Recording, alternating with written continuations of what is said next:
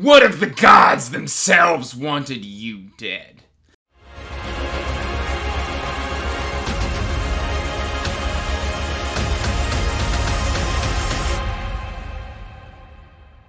Hey everyone, welcome back to Andrew's Wizardly Reads, and as always guys, I am Andrew, and today I have got another book review for you. But before we get to that book review, make sure you are liking and subscribing and hitting that bell notification so you can get regular updates for when I put out new content. I post every Monday, Wednesday, and Friday. And also, make sure you're checking that description box down below for the link to the Wizardly Do It Discord, all the links to my social media, as well as the information to my Patreon. That said, guys, I'm actually pretty excited about this book review because it's a review copy. I was, the author reached out to me on Twitter. He kind of seen me putting out some reviews. He's like, hey, I got a book. Would you like to review it? I'm like, yeah, sure. One of the things that I do not promise authors is a dedicated video review. I will always do a written review when I get a review copy, but this one made me want to do a dedicated video review, which is what I'm doing right now. And guys, first of all, look at this cover. Okay, this is Shadowless by Randall Randall McNally. And I believe in a recent tag I accidentally said Richard. So it's actually Randall McNally. Guys, look at that. Look at this awesome god. And the blurb at the beginning is, what if the gods themselves wanted you dead? I'm going to go ahead and read the back of the book, and then we're going to kind of talk about this a little bit, because this book is super interesting. It is self-pub. I do want to preface that. And if you want to check it out, I'm going to have links to where you can buy this on Amazon for either ebook or the paperback copy in the description down below as well. As well as a website that the author is currently building for Shadowless, which I've checked it out. It's really cool. And it's got some kind of extra stuff in there. But basically, this says, a young boy lies on a beach on a warm summer's day. While trying to block the sun from his eyes, Apharius makes a shocking discovery. He has no shadow. Confused and bewildered, he asks his uncle, why is he shadowless?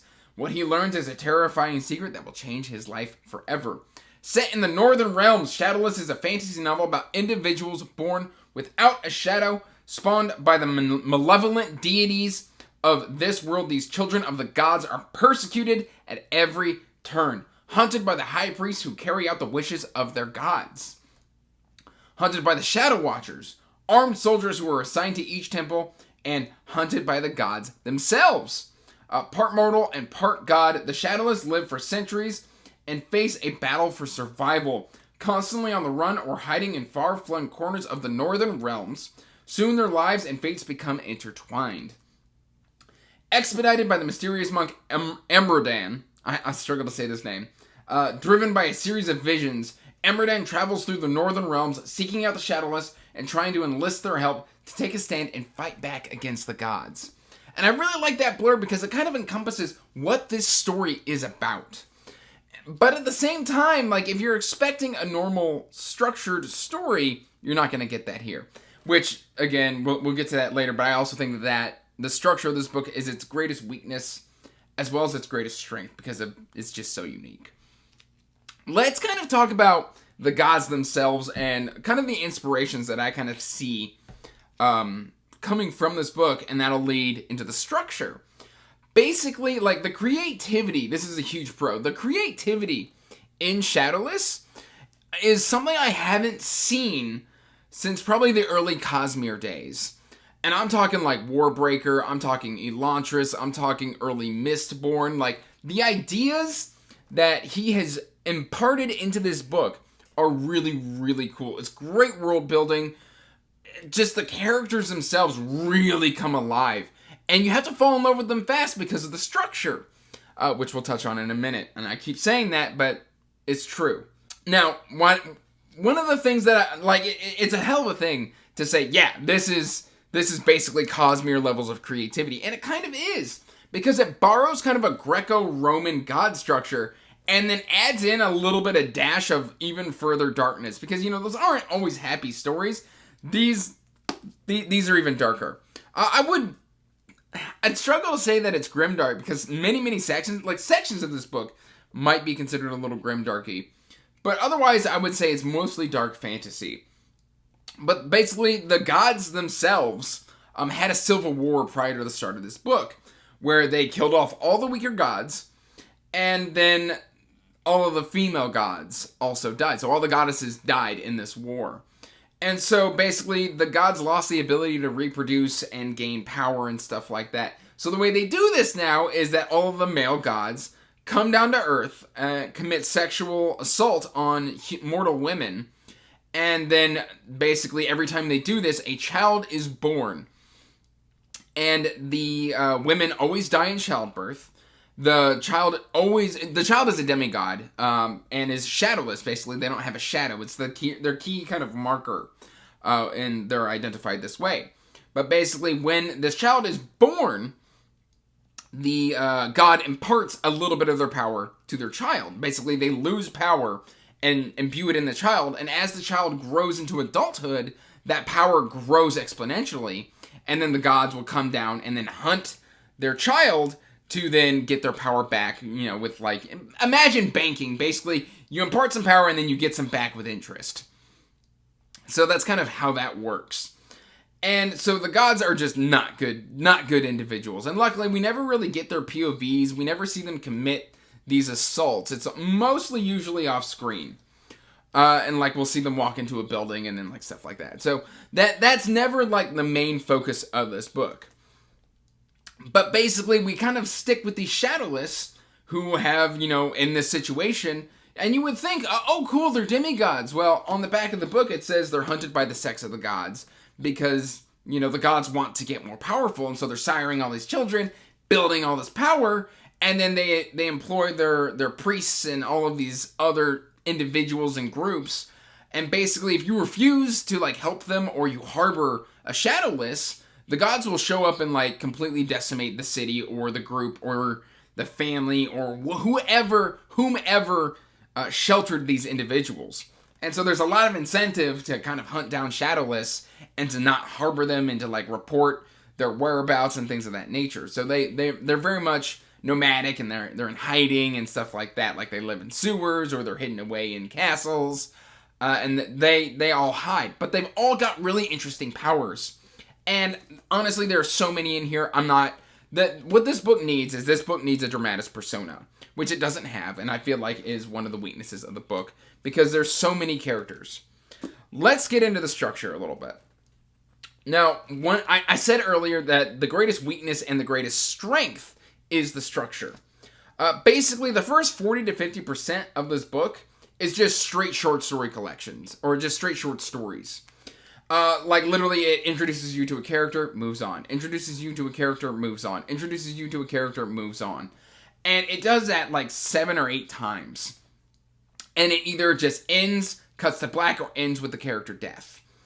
And what's interesting about that is it still has a through line that doesn't really pick up until about 50 or 60%. And then it moves back to the short story sections. But more picking up with the same characters. So if that character survived, then they reappear and it starts all clicking into place and connecting. The weakness parts of this comes in is you fall in love with these people super quick and you're oh my gosh, it's their powers are so interesting. And then they're just gone. And so then you've got to wait for them to show back up again. And the easiest way to explain this, and I'm going to kind of turn that sideways so you can kind of see, this isn't a super long book. Now, the text is kind of dense, so it's around 450 pages, 440, 450. And so it's not a long book. I would hearken this to the structure of, Phase 1 of the Marvel MCU. You get all those origin stories, all of those first movies. So you get all of those first movies, and then you just kind of move on, but then you've got, the end credit scene where, stuff starts clicking into place. And then, the last, 30 to 40% of this is, Avengers Assemble! It's kind of like that. And so that kind of works and it kind of doesn't.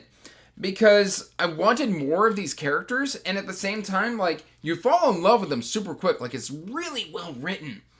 But at the same time, I kind of would have liked either a novella structure, 4 or 5 novellas, which then leading into a novel like this, because the ending feels kind of rushed. I will say that is one of the weaknesses of this book, is it does feel a bit on the rushed side. It feels a bit smushed, And another thing is, like, because it's the short story kind of style, one of the things that you got to deal with is it kind of repeats certain lines every chapter, kind of explaining of, oh, and he was shadowless, and he was hunted. And so after a while, you're like, okay, I get it. All you got to tell me is the person is shadowless. Let's move on. So it is a little bit of a thing where you're like, okay, I kind of understand. Let's move on. Let's get it going. But once everything starts coming together, it gets really good. One of the things that you may catch and you may not catch about this is the timeline of this book as well. This book is set over 200 years, and it doesn't really tell you. It isn't until like 60% that you go, oh. And so, like, you would think that this is all happening concurrently, but no, this is scattered all throughout a 200-year timeline. And it's because that the Shadowless are so long-lived that the kind of through character here is just moving throughout time, kind of trying to click the pieces together. And for that reason, like, I think maybe a little tightening or a little bit more clarification would have really helped the story here.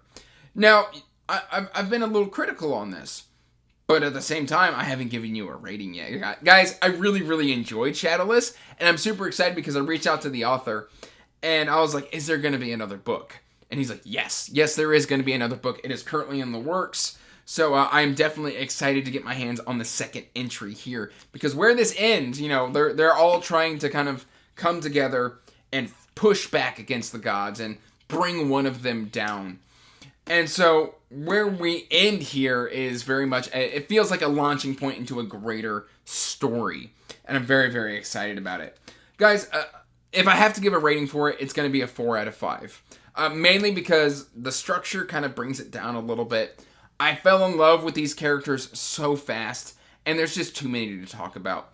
It's all very enjoyable. They're all very well written. And it's just designed in such a way that you kind of fall in love and you can read a chapter and be like, oh, that was kind of a cool kind of adventure. Read a chapter, that was a cool adventure. Read a chapter, kind of cool adventure. Thing is like when they pop back up, you're like, do I remember you? And then you've got to kind of use the context to be like, oh, that's who you are. And then feel a piece kind of click in. Guys, this is a very, very enjoyable read. I am very, very grateful to the author to reaching out to me to provide this review copy. Again, like I said, I will have links in the description down below where you can either go and get the ebook or the paperback copy of this book, and make sure to check out the author's website as well. I believe it's shadowless.org. I could have that wrong. It will be in the description box. That said, guys, I don't have a whole lot more to tell you about this. It's an absolute great read. Very, very strong debut. I'm very excited to see where the series goes. Please, please, please, please check this one out. That said, guys, that's all I've got for you. So, till next time, peace out. Stay magical. Bye. And as always, I want to give a huge thank you to my patrons.